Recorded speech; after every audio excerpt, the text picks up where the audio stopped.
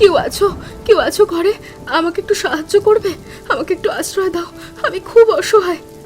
এই ঝড় বৃষ্টির রাতে আমার দরজায় আবার কে? কেউ আবার কোনো বিপদে পড়েছে নাকি? তুমি কে? এখানে কি করছো এত রাতে? আমাকে একটু আশ্রয় দিন, বাইরে অনেক ঝড় বৃষ্টি হচ্ছে, আমি কোথাও থাকার জায়গা পাচ্ছি না, আমাকে একটু দয়া করে আশ্রয় দিন। তোমাকে তো চিনি না, কোত্থেকে এসেছো? আর তোমাকে আশ্রয় বা দেবো কেন? তোমার যাওয়ার কোনো জায়গা নেই? আমার যাওয়ার কোনো জায়গা নেই, আমার অবস্থাটা একটু দেখুন। এই ঝড় বৃষ্টির রাতে এই অবস্থা, আমি কোথায় যাব? এত রাতে কে এসেছো গো? তুমি কে? এই অবস্থায় এখানে দাঁড়িয়ে আছো কেন? দিদি, আমি এক অসহায় মেয়ে, আমার যাওয়ার কোনো জায়গা নেই, আজকে রাতের মতো আমাকে এখানে থাকতে দিন না।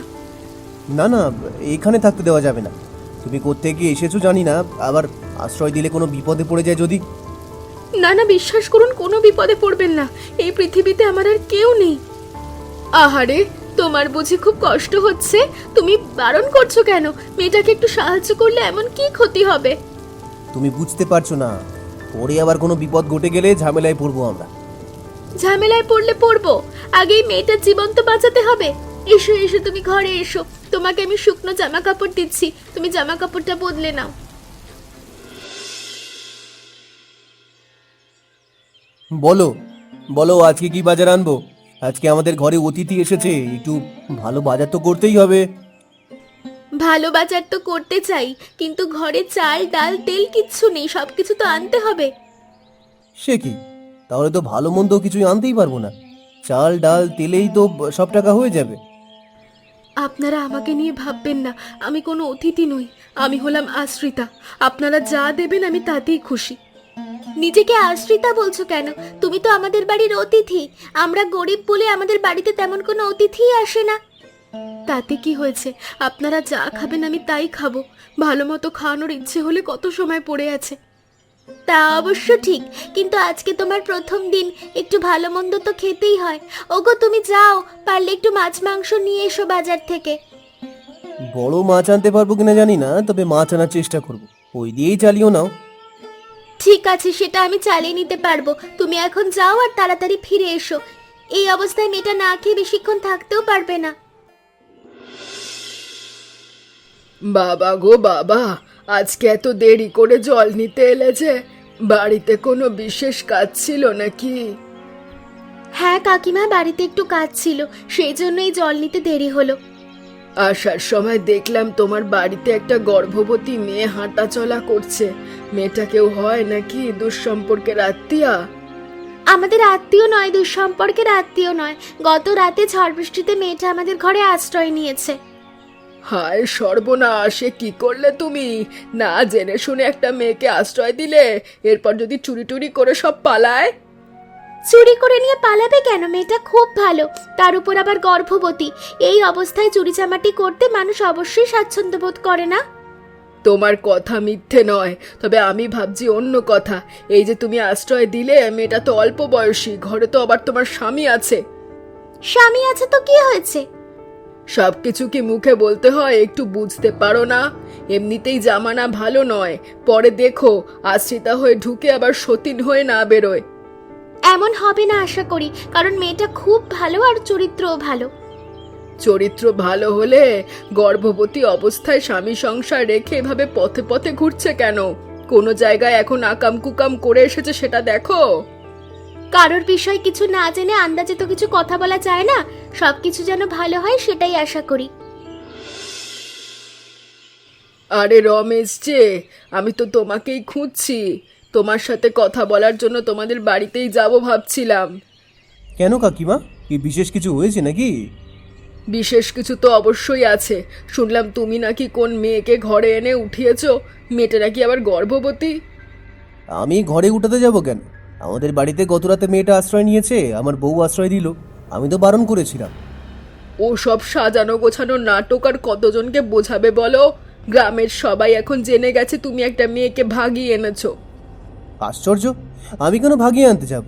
তাছাড়া মেয়েটা তো গর্ভবতী। সেটাই তো সবার প্রশ্ন, যে এই মেয়েটার বাচ্চার বাবাকে তুমি না অন্য কেউ? হয়তো তোমারই, সেই কারণেই তুমি মেয়েটাকে নিয়ে এসেছো। এবার কিন্তু একটু বেশি বাড়াবাড়ি হয়ে গেল কাকিমা। মেয়েটার বাচ্চার বাবা আমি হতে যাব কেন? আমরা তো মেয়েটাকে চিনিই না। গ্রামের মানুষের মুখ বন্ধ করতে পারবে তো তোমরা? তো কত কিছুই বলবে, তবে মনে রেখো গ্রামের মানুষের কিন্তু মুখ এমনি এমনি বন্ধ হবে না। সেটা তো আমি জানি না। এই গ্রামের মানুষের মস্তিষ্ক হলো বিকৃত। না হলে সাধারণ একটা গর্ভবতী মহিলাকে আশ্রয় দিয়েছি, তাকে জড়িয়ে আমার নামে বদনাম ছড়াবে কেন? ওসব কথা বলে তো আর লাভ নেই। দেখো তোমরাও গ্রামে থাকতে পারো কিনা। আমি জানি দিদি, আমাকে নিয়ে গ্রামের মানুষজন ইতিমধ্যেই নানান কটু কথা বলতে শুরু করেছে। এটা আবার তুমি জানলে কিভাবে? তুমি যখন জল আনতে গেলে তখন আমি হাঁটাহাঁটি করছিলাম, তখন দূর থেকে তোমার আর ওই কাকিমার কথাবার্তা সব শুনেছি। সেটা এমন কিছু বড় কথা নয়, ওই কাকিমা একটু কুচুটে, সবার ঘরের বিষয় নাক গলায়। সে না হয় বুঝলাম, কিন্তু আমাকে নিয়ে খারাপ কথা তো বলছে। আমাকে নিয়ে বললে বলুক, তাতে আমার সমস্যা নেই, কিন্তু তোমাদেরকে জড়িয়েছে। আমাদের জড়িয়ে ফেললে কি হয়েছে? আমরা কি খারাপ হয়ে গেলাম? মানুষের কথা মানুষ তো বলবেই, সে নিয়ে পড়ে থাকলে তো চলবে না। কিন্তু আমার কারণে তোমরা যে সমাজের চাপের মুখে পড়বে, সেটা আমি কিভাবে হতে দিই? আমার এই অসহায় জীবনের সাথে তোমাদেরকে আমি জড়াবো না।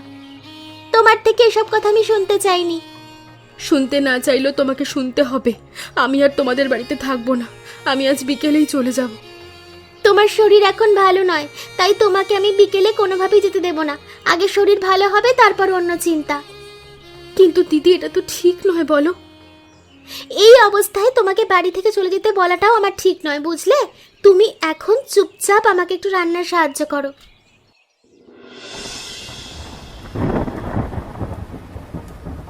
তোমার কারণে তো সমস্ত ঝামেলা হয়েছে। আমি প্রথমে তোমাকে বলিনি আমরা বিপদে পড়বো, ঝামেলায় পড়বো? তুমি তো আমার কথা শুনলে না। আমি মানছি আমি আশ্রয় দিয়েছি, কিন্তু গ্রামের লোকজন এমন কথা বলবে সেটা তো আমি বুঝতেই পারিনি। কেন বুঝতে পারোনি তুমি? গ্রামের মানুষজন যে এমন একটা কথা ছড়াতে পারে সেটা তুমি জানো না? তোমাকে কি বলবো? আমি তো বাইরে কাজ করতেও যেতে পারছি না, এখন কি করব সেটাই আমি ভেবে পাচ্ছি না। মেয়েটা তো বলেছিল এক রাতে ব্যাপার, এক রাত পার হলে চলে যাবে। এখন সে রয়েছে কেন? নিশ্চয়ই তুমি থাকতে বলেছিলে। থাকতে বলবো না কি করব? মেয়েটার শরীর অসুস্থ ছিল বলে তো থাকতে দিয়েছি। এখন বোঝো ঠেলা। তোমার জন্য এই গ্রামে থাকাটাই আমার জন্য দুষ্কর হয়ে পড়েছে। যা হওয়ার হয়েছে, এখন কিছু একটা করো তুমি। এই ঝামেলা থেকে কি করে মুক্তি পাবো সেই চেষ্টা করো। আমি কিছুই জানি না। মেয়েটাকে তুমি গিয়ে বলো চলে যেতে। আমি একা কেন বলবো? তোমাকেও আমার সাথে যেতে হবে। দুজনে মিলে গিয়ে বললে অবশ্যই মেয়েটা চলে যাবে। সেটাই করব। কেন আমরা ওর জন্য ঝামেলায় পড়বো কেন? হ্যাঁ, তাহলে চলো এখনই ওকে গিয়ে বলি। এই রাতের অন্ধকারে বেরিয়ে গেলে কেউ কিছু দেখতে পাবে না। কি হলো দিদি, এত রাতে তোমরা এখানে? কিছু বলবে নাকি? তোমাকে আমরা অনেক আশ্রয় দিয়েছি, অনেকক্ষণ থাকতে দিয়েছি। এখন তোমার চলে যাওয়ার সময় হয়েছে, তুমি চলে যাও। আমি তো চলেই যেতে চেয়েছিলাম দিদি, বলেছিলাম বিকেলে চলে যাব, কিন্তু তুমি তো যেতে দিলে না। সেটা আগের ব্যাপার আগে হয়েছে, এখন তুমি যাও। তোমার জন্য আমরা অনেক ঝামেলায় পড়ছি। তুমি তো বলেছিলে শুধু এক রাতের ব্যাপার, এক রাত থেকে পরে চলে যাবে। তুমি এখনো পড়ে আছো কেন? হ্যাঁ, এমনিতেও আমাদের অভাবের সংসার। ঠিক আছে, তোমরা যখন বলছো, আমি কালকে সকালে সূর্য ওঠার আগে চলে যাব। না, তুমি এখনই চলে যাবে। কালকে কালকে করে তুমি অনেকক্ষণ আমাদের বাড়িতে রয়ে গেছো। একদম ঠিক। সেদিনকেও এক রাতের কথা বলেছো, আজকে আর তেমন হতে দেবো না আমি। তোমার জন্য আমি মুখ দেখাতে পারছি না। সবাই বলছে তোমার বাচ্চার বাবা আমি। কিন্তু বাইরে যে খুব ঝড় বৃষ্টি, এই ঝড় বৃষ্টিতে আমি কি করে যাব? সেটা তো আমাদের দেখার বিষয় নয়। তুমি আমাদের বাড়িতে আর এক মুহূর্ত থাকতে পারবে না, আমি এটাই জানি। সেই ঝড় বৃষ্টির রাতে যদি আমাকে তাড়িয়ে দেবে, তাহলে আশ্রয় দিয়েছিলে কেন সেদিন? একই তো ব্যাপার হলো, মাঝখানে শুধু আমি অপমানিত হলাম। তোমাদের মতো মেয়ের আবার মান অপমান আছে নাকি? তোমরা রাস্তায় থাকো, রাস্তায় যারা থাকে তাদের মান অপমান বোধ থাকে না। বেরিয়ে যাও এখান থেকে। তুমি আবার এখানে আশ্রয় নিয়েছো? এখন তো গ্রামের লোকেরা আরো কথা বলবে। দেখো দিদি, তোমরা আমাকে আশ্রয় দিয়েছো, তোমাদের কাছে আমি কৃতজ্ঞ। কি এই গ্রাম তো তোমাদের একার নয়, আমি এই গ্রামের যেখানে খুশি থাকতে পারি। সে থাকতেই পারো, কিন্তু তোমাকে নিয়ে যে আমাদের কথা শুনতে হবে এটা তো আমরা মানবো না। যা হওয়ার সেটা হয়ে গেছে। এখন আমি কোথায় গেলাম, কোথায় থাকলাম, লোকে কি বললো, সেটা জানার প্রয়োজন তোমাদের আছে বলে তো আমার মনে হয় না। বাবা গো বাবা, রাত্রেবেলা ঘর থেকে বের করে দিয়েছি আর অমনি চাটাং চাটাং কথা বলতে শুরু করে দিয়েছো। তো তোমাকেও তো আমি ভালো ভেবেছিলাম, তুমিও তো এখন আমাকে কম কথা শোনাচ্ছ না। শোনাবো না তো কি করব? সবাই মনে করছে তুমি আমার সতীন, আর এখন গ্রামের সবাই বলবে আমার স্বামী গর্ভবতী বউকে ঘর থেকে বের করে দিয়েছে। তাতে এখন আমার কিচ্ছু যায় আসে না, তোমরা নিজেদেরটা নিজেরা বুঝে নাও, আমাকেই ভাঙা ঘরে থাকতে দাও। এই ভাঙা ঘর নিয়ে এতটা বড়াই করো না, বুঝলে তো? হালকা ঝড় হলে এমনিতেই পড়ে যাবে। পড়লে পড়ুক, সে নিয়ে তোমাদেরকে ভাবতে হবে না, আমি আমারটা বুঝে নেব। তুমি এখান থেকে চলে যাও। এই মেয়ে, তুই সেই মেয়েটা না যে রমেশের বাড়িতে আশ্রিতা হয়েছিলে? হ্যাঁ, আমি সেই মেয়ে, তবে আমার একটা পরিচয় আছে। আমার নাম কবিতা। আমি এই গ্রামে এখন থাকতে শুরু করেছি। তুমি এই গ্রামে থাকতে শুরু করেছো কেন? তোমাকে কে অনুমতি দিয়েছে এই গ্রামে থাকার? এই গ্রাম কি তোমার? এই গ্রাম তো আপনারও নয়, তাহলে আপনি এই কথা বলছেন কেন? অনুমতি নেওয়ার হলে আমি নিজেই নেব। ওই গ্রামের শেষে ভাঙা ঘরেই তো তুমি থাকো, তাই না? রমেশের ঘর ছাড়লে কেন? বাচ্চার অস্বীকৃতি জানিয়েছে। আশ্চর্য, আমার বাচ্চা কার সেটা আমি জানি, আপনারা শুধু শুধু রমেশ দাদার নামে কেন দোষ দিচ্ছেন? বুঝি বুঝি, সব কিছুই বুঝি। ওই সুনিতা তোমাকে ঘাড় ধাক্কা দিয়ে বের করে দিয়েছে তো? এত কিছু তো আপনাকে বুঝতে হবে না, এই কথা যে আপনি রটিয়েছেন সেটা আমি ভালোভাবেই জানি। আবার গলা উঁচিয়ে কথা বলছো। এই গ্রামে নম্র ভদ্রভাবে থাকতে হবে, না হলে জমিদারকে বলে একদম বের করে দেব। সমাজ নোংরা করছেন, নোংরা মেয়ে কোথাকার। আপনারা গিয়ে আপনাদের জমিদার বাবুকে নিয়ে আসুন, তারপর আমিও খুলে বলবো আপনারা কি সব ছড়িয়েছেন। এত রাতে এভাবে চিৎকার করছে কেন?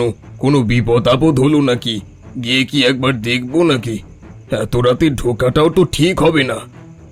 জমিদার বাবু, আমার মনে হচ্ছে কেউ বিপদে পড়েছে, না হলে এত জোরে জোরে চিৎকার করতো না কেউ। আমারও সেটাই মনে হচ্ছে, কিন্তু না জেনে শুনে কারো ঘরে ঢোকা উচিত নয়। আপনি হলেন এই গ্রামের জমিদার, গ্রামের ভালো মন্দ দেখার দায়িত্ব আপনার। ভালো মন্দ দেখার জন্য যদি আপনি কারো ঘরে ঢোকেন, সেটা তো কোনো অপরাধ নেই। ঠিক বলেছ, আমাকে ঘরের ভেতর গিয়েই দেখতে হবে। পরে যদি আমি এই মেয়েটাকে বাঁচাতে না পারি, নিজের কাছে দোষী হয়ে থাকব। তাড়াতাড়ি যাও, জমিদার বাড়িতে গিয়ে ধাত্রীমাকে নিয়ে এসো, এখানে এক্ষুনি দরকার। কিন্তু বাবু, আপনাকে এখানে একা ফেলে যাব? আপনার আবার কোনো বিপদ হবে না তো? আমি এই গ্রামের জমিদার, আমার কোনো বিপদ হবে না। তুমি তাড়াতাড়ি যাও আর তাড়াতাড়ি আসবে। জমিদার বাবু, মেয়েটা পুত্র সন্তান জন্ম দিয়েছে, তবে মেয়েটার অবস্থা তেমন ভালো নয়। আপনি চাইলে মেয়েটার সাথে একটু কথা বলতে পারেন। তুমি কে মা? এই গ্রামের শেষে এই ভাঙা ঘরে তুমি কতদিন ধরে আছো? তোমাকে তো এর আগে কখনো দেখিনি। আমি এই গ্রামের নয় জমিদার বাবু, আমি অন্য গ্রামের। এই গ্রামের আশ্রিতা ছিলাম। আশ্রিতা ছিলে কার কাছে? রমেশ দাদার বাড়িতে ছিলাম, কিন্তু গ্রামের মানুষজন আমাকে নিয়ে কুৎসা রটিয়েছে, তাই এখানে থাকতে বাধ্য হয়েছি। আহারে, তবে আর চিন্তা নেই। আমি যখন তোমাদেরকে পেয়েছি, তোমাদের সমস্ত দায়িত্ব আমি নিলাম। আমি হয়তো আর বাঁচবো না, আপনার কাছে একটাই অনুরোধ, আমার বাচ্চাটার দায়িত্ব আপনি নেবেন। এইসব কি বলছো তুমি? তুমিও বেঁচে থাকবে, কিন্তু তুমি কে আর এই বাচ্চার বাবা কে? আমি তো এই বাচ্চার বাবাকেই খুঁজছি। আজকে 1 বছর হয়ে গেল, তার কোনো খোঁজ নেই। আমাকে কথা দিয়েছিল সে আমার কাছে ফিরে আসবে। তুমি তার পরিচয় বলো, আমি তাকে তোমার কাছে এনে দেব। তারপর তোমাদের সবার দায়িত্ব নেব আমি। তার নাম হলো... কি হলো, কথা বলছো না কেন? থেমে গেলে কেন? আহারে, কি সুন্দর মেয়েটা এভাবে চলে গেল। শেষ পর্যন্ত বাচ্চার বাবার পরিচয়টুকু আমাকে দিয়ে যেতে পারলো না। আরে তুমি এখানে দাঁড়িয়ে আছো কেন? বাবা কোথায়? বাবার তো রাতে বাড়িতে ফেরার কথা ছিল, বাবা বাড়িতে ফেরেনি কেন? এখানে একটা মেয়ে অসুস্থ ছিল, জমিদার বাবু তার জন্য এখানে রয়ে গেছেন। এরকম একটা ঝুপড়ি ঘরে মানুষ থাকে, বাবা এখন কোথায়? জমিদার বাবু ভেতরেই আছেন, আপনি যান। বাবা, তুমি এখানে দাঁড়িয়ে আছো? সারা রাত কত চিন্তা করেছি তোমাকে নিয়ে, তুমি জানো? আরে এটা আবার কে? আসলে মেয়েটা অসুস্থ ছিল তো, তাই জন্যই এখানে এসেছি। কিন্তু এটা তো কবিতা। কবিতার কি হয়েছে? কবিতা, কবিতা তুমি শুনছো? ওঠো। তুই মেয়েটাকে চিনিস নাকি? মেয়েটা আর উঠবে না রে। মেয়েটা তো মারা গেছে এই বাচ্চাটা জন্ম দেওয়ার সময়। মানে মানে কি বলছো তুমি বাবা? এটা হতে পারে না। ও মরতে পারে না। ও আমাকে ছাড়া মরতে পারে না। কি বলছিস আবুল তাবুল? আমি ঠিকই বলছি, ও আমার স্ত্রী। আমি আরো 1 বছর আগেই ওদের গ্রামে ওকে বিয়ে করে রেখে এসেছি। ভেবেছিলাম তোমাকে মানিয়ে নিয়ে যাব ওর কাছে। কি বললি তুই? তাহলে তুই সেই কুলাঙ্গার যার জন্য মেয়েটাকে এত কষ্ট করেছে, লোকের এত অপমান সহ্য করেছে। বাবা, আমি বুঝতে পারিনি। যদি আমি বুঝতে পারতাম তাহলে তো অবশ্যই ওর কাছে ফিরে যেতাম। তোকে হয়তো আমি আমার ছেলে বলে ছেড়ে দিয়েছি, কিন্তু কবিতা তো জেনে যেতে পারলো না তার ছেলে তার বাবার কাছেই আছে। তাই কবিতা তোকে কোনোদিন ক্ষমা করবে না। আমার ভুল হয়ে গেছে বাবা, আমাকে ক্ষমা করে দাও। কবিতা, তুমি আমাকে ছেড়ে যেও না। কবিতা, যেও না। আমি আমার স্ত্রীকে বাঁচাতে পারিনি, স্বীকৃতি দিতে পারিনি। গ্রামের লোকেরা তাকে বাজে কথা বলেছে, তবে আমি আমার বাচ্চাকে স্বীকৃতি অবশ্যই দেব। তোর মতো এমন ছেলে আমি জন্ম দিয়েছি সেটা ভাবতেই আমার ঘৃণা করছে। তোর জন্য ওই মেয়েটা মারা গেল। আমি বুঝতে পারিনি বাবা, পরিস্থিতি এমন হয়ে যাবে। আমি তোমার ভয়েই তোমাকে বলিনি। আমি কি করতাম তোকে? আমি কি তোকে মেরে ফেলতাম? আমি তো অমন জমিদার নই, তুই তো জানিস। বিয়েটা তো আর ছেলে খেলা নয় বাবা, সাধারণ কোনো বিষয় নয়। তাই আমি ভয় পেয়ে গিয়েছিলাম। তুমি আমাকে ক্ষমা করে দাও বাবা। আমার কাছে ক্ষমা না চেয়ে এই ছেলের দায়িত্ব নিয়ে ছেলেটাকে যথাযথভাবে বড় কর, তাহলেই কবিতার থেকে তুই ক্ষমা পাবি। আমি অবশ্যই এমনটা করব। আর যারা একটা মেয়েকে অবলা পেয়ে এমন কাজ করেছে তাদেরকে আমি কোনোদিন ক্ষমা করব না। তাদের শাস্তি অবশ্যই হবে। রমেশকে ডেকে পাঠা। তারপর বলো, কবিতাকে তোমরা যখন আশ্রয় দিয়েছিলে তখন কবিতার পেছনে তোমাদের কত টাকা খরচ হয়েছে? খরচের কথা বলছেন কেন বাবু? তেমন কিছুই তো খরচ হয়নি। তেমন কিছু খরচ না হলে তোমরা ওই অবলা মেয়েটাকে ওভাবে বের করে দিয়েছিলে কেন? গ্রামবাসীরা আমাদের নামে কুৎসা রটিয়েছিল। গ্রামের মানুষদের ভয় আমরা ওকে বের করে দিয়েছি। তোমরা আমার কাছে আসতে পারতে, আমার সাহায্য নিতে পারতে। তোমরা তা না করে মেয়েটাকে বাড়ি থেকে বের করে দিলে। আমরা বুঝতে পারিনি। এখন তো শুনলাম মেয়েটা নাকি আপনার পুত্রবধূ ছিল। একদম, তোমাদের কারণে আমার নাতি জন্ম নিল একটা ভাঙা ঘরে। ভাঙা ঘরের অতিথি হয়ে আমাদের কাছে এলো। আমরা তো বুঝতে পারিনি বাবু। আমরা যদি জানতাম আপনার পুত্রবধূ ছিল তাহলে অবশ্যই আমরা এমন কাজ করতাম না। আমার পুত্রবধূ বলেই যে তোমাদের বিচার করতে এখানে ডেকেছি এমনটা নয়। ধরো আমার পুত্রবধূ না হয়ে অন্য একটা মেয়ে হতো, তোমরা তাও কেন এই কাজটা করবে? আমাদের ভুল হয়ে গেছে বাবু, আমাদের ক্ষমা করুন। আমরা তো নিরুপায়, আমরা তো আশ্রয় দিয়েছিলাম। সব থেকে বেশি কুৎসা রটিয়েছে ওই সরোজিনী কাকিমা। ওনার কারণেই আমাদেরকে এমন কাজ করতে হলো। সরোজিনী দেবীর নামে এর আগেও আমার কাছে অনেক নালিশ এসেছে। আমি আদেশ দিলাম ওই মহিলাকে এক্ষুনি এই গ্রাম থেকে বের করে দেওয়ার, এবং আজকে থেকে এই গ্রামে আর কোনো কুৎসা রটানো যেন না হয়। এমন মজার মজার গল্প দেখতে আমাদের চ্যানেলকে সাবস্ক্রাইব করতে ভুলবেন না।